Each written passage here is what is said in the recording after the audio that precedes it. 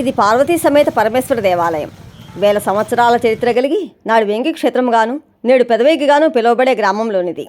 తూర్పు చాళుక్యరాజుల కథన కౌశలాన్ని, పరిపాలనా దక్షతను చవిచూసిన వేంగి రాజ్య రాజధాని నగరం ఇది. ఈ ప్రాంతం తవ్వకాలలో బయటపడిన విగ్రహాలను, సామగ్రిని ఈ దేవాలయ ప్రాంగణంలో భద్రపరిచారు. తూర్పు చాళుక్యరాజుల చరిత్రను, పెదవేగి గ్రామంలోని చారిత్రక అవశేషాలను, ఆలయాన్ని సందర్శిద్దాం. శిలా శాసనాలు, శివుడు, నంది, భైరవి మాతలు, నాగేంద్రుడు, దిక్పాలకులు, గజాలు, హరిహర బ్రహ్మలు, నిత్యావసర సామగ్రి ఉన్నాయి. కీర్తివర్మ కుమారుడైన రెండవ పులకేశి పృథ్వీరాజును ఓడించి పిఠాపురాన్ని వశపరుచుకున్నాడు. క్రీస్తు 624లో తూర్పు చాళుక్యుడైన ఈ రెండవ పులకేశి తన తమ్ముడైన కుబ్జవిష్ణువర్ధనుతో కలిసి పల్లవులను, గంగవంశీయులను ఓడించి కళింగాన్ని, వేంగి క్షేత్రాన్ని స్వాధీనం చేసుకున్నాడు. వేంగి క్షేత్రానికి పాలకుడిగా తన తమ్ముడైన కుబ్జవిష్ణువర్ధనుని నియమించాడు. కుబ్జవిష్ణువర్ధనుడు రాజ్యాన్ని విస్తరింపచేసి కృష్ణానదీ తీరం నుండి విశాఖపట్నం వరకు పరిపాలించాడు. వేంగి క్షేత్రాన్ని పరిపాలించిన ఈ తూర్పు చాళుక్యుల పాలనను 3 భాగాలుగా చెప్పుకోవచ్చు. క్రీస్తు 625 నుండి 753 వరకు శిస్తుల పాలన అందించిన కాలం. క్రీస్తు 753 నుండి 973 వరకు ఉన్న కాలం ఒడిదుడుకులతో గడిచింది. రాష్ట్రకూటులతో యుద్ధం చేయవలసి వచ్చేది. తిరిగి 973 నుండి 1075 వరకు రాష్ట్రకూటుల పతనంతో సుస్థిర పాలన అందించారు. 4వ విష్ణువర్ధన్ని 2 కుమారుల్లో పెద్దవాడు చాళుక్య విజయాదిత్యుడు, రెండవవాడు భీమసల్కి అని పిలువబడే చాళుక్య భీముడు. వీరిరువురు వేంగి రాజ్యం కోసం పోరాడుకున్నారు. భీమసల్కి రాష్ట్రకూటులతో చేయకలిపాడు.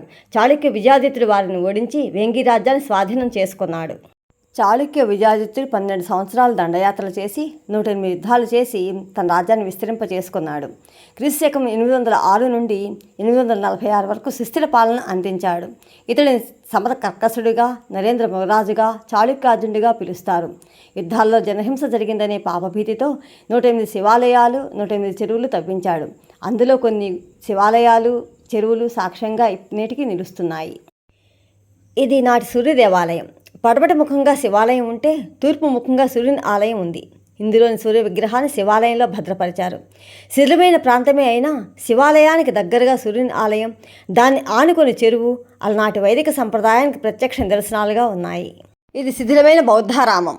క్రీస్తు పూర్వం 390 నుండి క్రీస్తు 300 వరకు ఆంధ్రదేశంలో బౌద్ధం గొప్పగా వెలిగింది. శాలంకాయల తర్వాత వచ్చిన విష్ణుగుండెల కాలంలో బౌద్ధం పతనమై వైదికం పైకి లేచింది. తూర్పు చాళుక్యుల కాలం నాటికి వైదికం పూర్తిగా విస్తరించి ఘటికా స్థానాలు అని పిలువబడే విద్యాపీఠాలలో వేద విద్యాధ్యయనం జరిగేది. బౌద్ధం అంతరించింది. వేంగి క్షేత్రము పతనమై పెదవేగి అనే గ్రామంగా మిగిలిపోయింది. వేంగి క్షేత్రాన్ని గురించి విశ్వనాథ సత్యనారాయణ వారు ఆంధ్రప్రశస్తి కావ్యంలో ఇలా అంటాడు: వేంగి రాజుల పాద పవిత్ర చిహ్న గర్భితమైన ఈ భూమిఖండమందున్ అశ్రువులు దార్తురు జీవచ్చవాంధ్రజనులు. ఆటగదరా శివా, ఆటగద కేశవా, ఆటగదరా శివా, ఆటగద కేశవ, ఆటగదరా నీకు అమ్మ తోడు. ఆటగదరా శివా, ఆటగద కేశవా,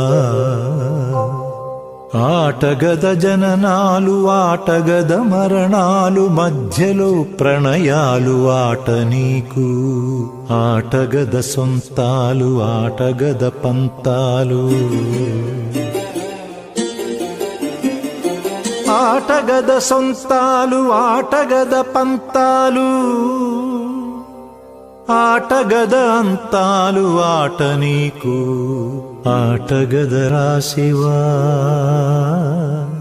ఆటగద కేశవా, ఆటగదరా శివా, ఆటగద కేశవ, ఆటగదరా నీకు అమ్మ తోడు. ఆటగదరా